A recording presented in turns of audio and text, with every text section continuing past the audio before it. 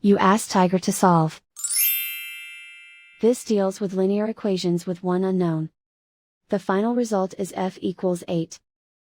Let's solve it step by step. Simplify the expression. Expand the parentheses. Simplify the arithmetic. Group all constants on the right side of the equation. Add 15 to both sides. Simplify the arithmetic.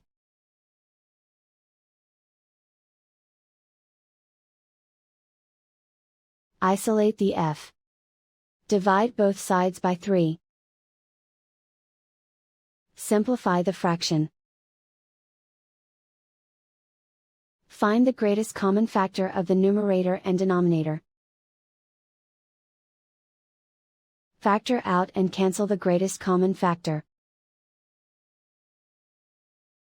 And so the final result is f equals 8.